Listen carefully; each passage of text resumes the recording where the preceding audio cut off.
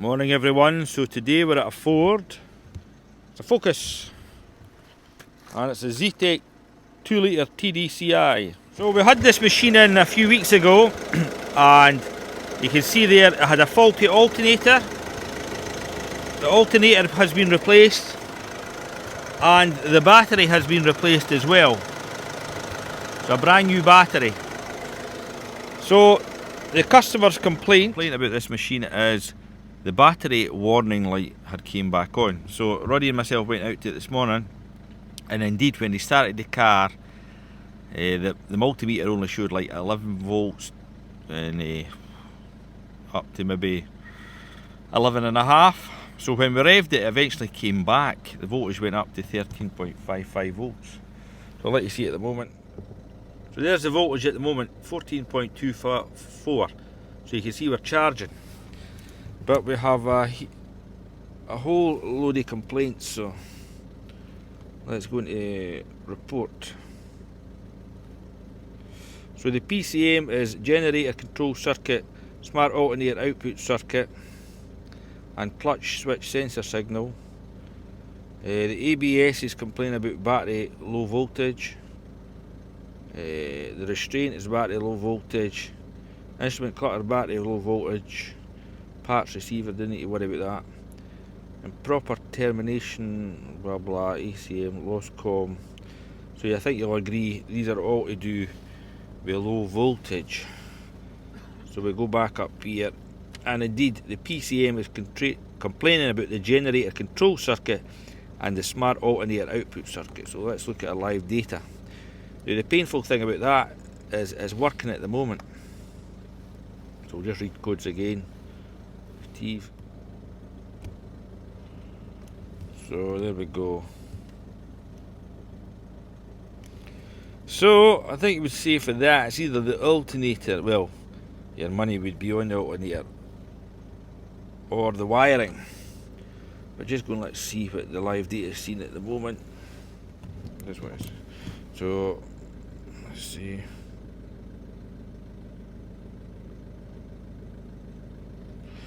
Generator command, so 61%, so it's obviously receiving something through that wire, so that's fine. Last year, code P, that's all we've got here. So if I was to throw the dice here, I would say it would be the new alternator, but I think we're going to check the terminals on the smart connection to see if they're nice and tight and take it for there. So we took the multi-plug off and we've tested the terminal tension and they all seem good. We had a bit tug at the wiring there as well.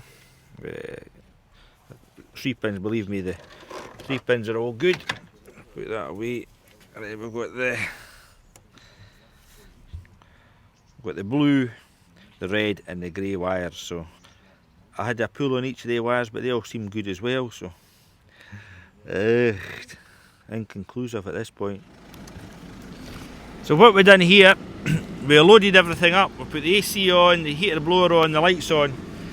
So you can see our battery positive voltage is getting down to 12.3, so that's too low. As I was always taught, you need between 12.5 to 13.5, even at idle. But maybe if you rev it, it'll come back up. Oh no, it's getting worse.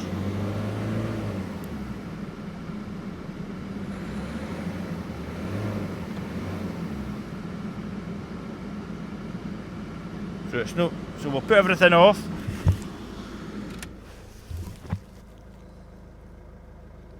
So it cannot cope with the load. I think we should do, we'll do a battery volt drop test between that terminal there and up to battery positive. So there it's at the moment, 12.87.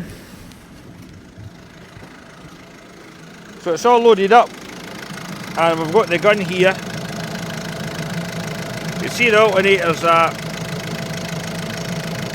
42. But that terminal is just at the crosshairs there. It doesn't look too warm actually. Oh dear.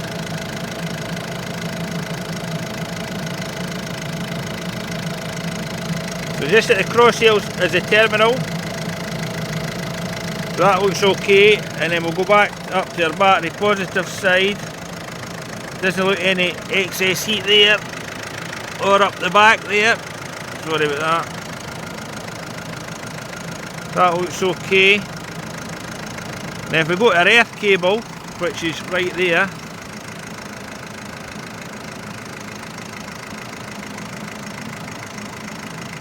it's glowing but doesn't look too bad. Let's hit right on it. But we'll still do the voltage drop test.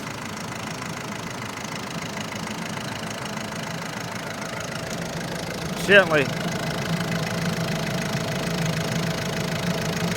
The alternator's toasty. Right, so here we go. We'll do our voltage drop test. So battery negative lead on the Verus. Battery negative, so just to confirm what's coming in. You see it's 12.62 volts. So we'll go to our negative here. And that looks good between that point, so you can see that's reading 0. We'll then go down to here.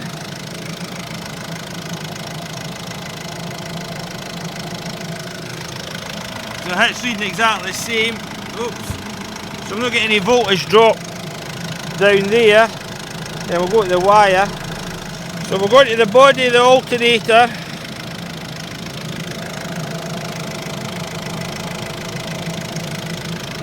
You can see that voltage drop looks fine. 0.07. Back onto the stud. 12.66. Then back onto the green bit of the wire. 12.41. But if we get up to the alternator, the battery, that's it. So 12.53. So what we can do is go well, we're getting 12, let's see. So we'll go between this point here, we'll take battery negative, go to there, and then we'll go to, that's just some battery positive, sorry about this, stud. The voltage drop between the positive and that stud is 0.11. That's good. And then we'll go earth onto the body. You can see that's 12.9, so that's a good body that we've got, good ground. Right, we may be getting somewhere. So we've got 4 PIDs, battery positive, 2 for DTCs and 1 for generator command. So watch this, we'll start the car so all our consumers are off. So we're getting up there, good. 13, 14, perfect, right? So we'll put the heater blower on, full. Still holding strong. We'll put the lights on, full. No, we're coming down. And watch, we'll set a DTC. So we'll put the lights back off. 13 now, I thought I'd cracked it, but no. So we'll put that on, the lights are on, and then this is usually what sets it. We'll put, there we go, we've got a DTC, and the generator command is fixed at 37%. So we'll go back out, it cannot take the load. So we'll go back out of that, we'll read the codes, retrieve it. So we're getting a P1632-60 smart alternator output circuit. So no additional fault available with this DTC, and check to determine if a latter calibration solves it for the PCM. I wouldn't think that. All CM are deleted after clear. As a result, effective for running failure may be negatively affected. If I later do not, please clear the CMDT. We've done that. Drive the vehicle with various switch gears out to cause high and low driving up and down if possible. Read DTCs, do the DTCs made, and hit saying it could be a harness fault, open circuit, short ground, or short to supply. Possible causes: check connection for signs of damage, water ingress, corrosion, and so on. Low battery voltage, high battery voltage. And that's it. So put that off. Worried about this battery. somebody says to me, once you see the pussycat, i.e. line batteries, you can have problems. So Roddy's got another battery here. We're going to whip that out and try that, because we really do not want to go back in and change that alternator. And the very fact that we've changed it already, I mean, it was dead. Comebacks, we hate them. Right, we're moving forward. That is. So we've cleared the codes, we're back to battery positive, DTCs and generator command. So I'll show you what the next test we've done is. So we've put the amps clamp around about the main feed from the alternator going to the battery. So you can see there, it's negligible, 1.5 amps, say. It'll be either going in or leaking out the alternator. So we're going to start the car and we'll get a base reading what it is at idle without any load switched on.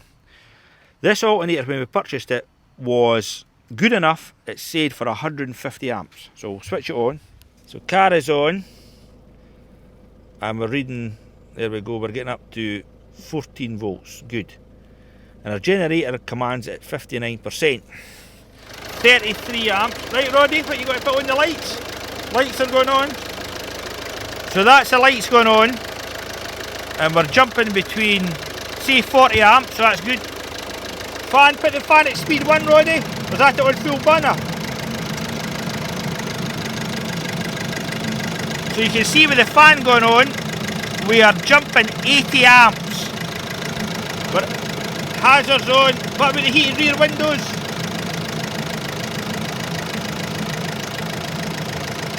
So put the fan off, Roddy.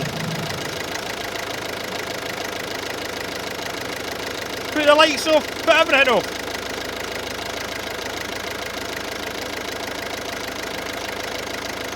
Is that everything off? So what was the last thing you put off? So we're already put the heated rear window off. Right, put the heated rear window back on, Roddy. Oh, put it off.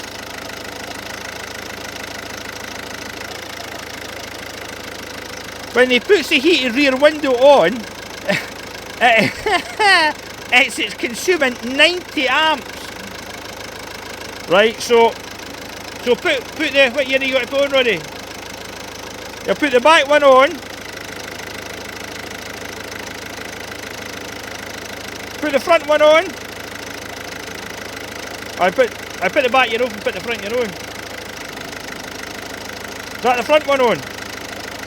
That is consuming 60, 70 amps. Put the window off. We put the blower on, Roddy.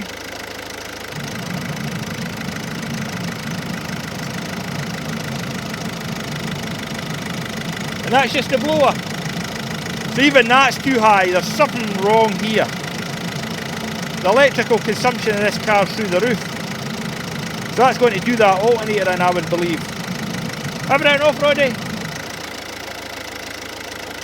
So that's us back to a respectable 30 amps.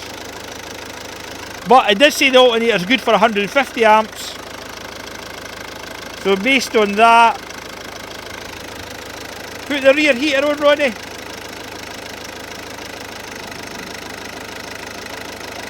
That went for 20 to 8. Put the front heater, put the rear one off, Roddy. Front one on. That's alright, the front one now. Put everything on.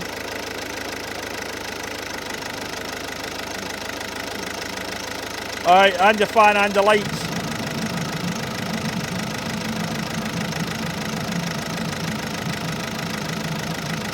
$122 amps. 160 amps. Oh, there's something well wrong with this. That alternator will not keep up with that. No chance. Funny thing is, we'll no set a DTC this time. Key off, Roddy, then back on again, Mama. And back on. So you can see the generator's at 2%. Start it again, Roddy.